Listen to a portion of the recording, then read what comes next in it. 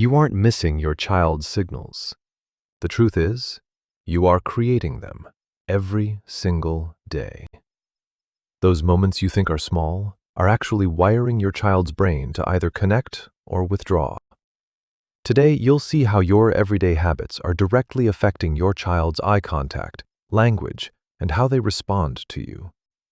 Think about the last time you called your child's name while your eyes were still glued to your phone. You didn't look up, you just called out, and they didn't turn around. You knew you should put the phone down and look at them, but you chose to call out one more time just to get it over with. You think they aren't paying attention? No. The truth is, in that exact moment, the connection failed to happen. Your child's brain doesn't learn to communicate through the words you say. It learns through how you respond in every tiny interaction. And the things you think don't matter are exactly where everything starts to drift apart. You think they aren't listening, but the truth is, you haven't truly connected.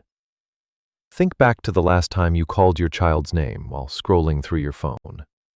You call once, they don't look up. You call a second time, your voice rising with frustration. It's not their fault. In that moment, their brain learns to treat their own name as background noise, just like the TV or the hum of traffic. Without eye contact, the connection loop never even starts. You are unintentionally teaching your child to ignore your voice. And it doesn't stop at just calling their name. You see your child playing, but the truth is, no one is actually connecting. Imagine you're building blocks together. Your eyes are fixed on the toys, you point at a piece, and you say something. Your child follows your hand, but they never look back at you. Someone is there, but there is no connection. A child's brain craves a loop. Look, respond, and share. Without that check-back moment, the social circuit weakens. Do you think they're doing fine just because they're playing quietly?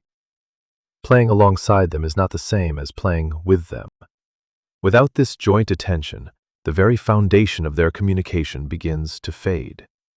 And when the connection is weak, communication starts to drift.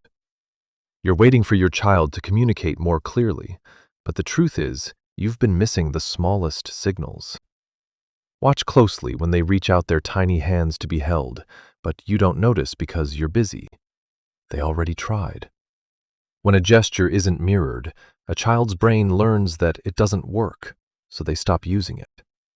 Next time, instead of a subtle signal, they'll pull your hand or just start crying. You didn't see it, so their brain stopped sending the signal. Communication becomes frustrated and confusing. Are you still wondering why they aren't pointing or gesturing? And that distance spreads into their language. You think you're helping your child speak faster, but the truth is, their brain is learning to speak less. Think about the times you say it, while they're silent, or when you quickly hand over a toy the moment they point or cry. You finish their sentences because you want to make things move faster. Fast isn't always better. When you are always the one completing the task, their brain learns that it doesn't need to produce language to get results. The communication loop is cut short, and the drive to imitate fades away. You are communicating for them instead of with them. And when communication is weak, the way they play begins to change. You see repetitive behavior, but their brain sees safety. Watch when they spin the wheels of a car over and over, or line up objects in an endless row. You call out, but they don't react, and you start to worry. Because they only play one way, they aren't stuck. Repetition creates a sense of control and keeps their internal reward system stable. Without engaging social rewards, the brain turns to self-stimulation to find balance. They are keeping themselves steady. Their attention is locked into these patterns. And this is where you need to rethink your role.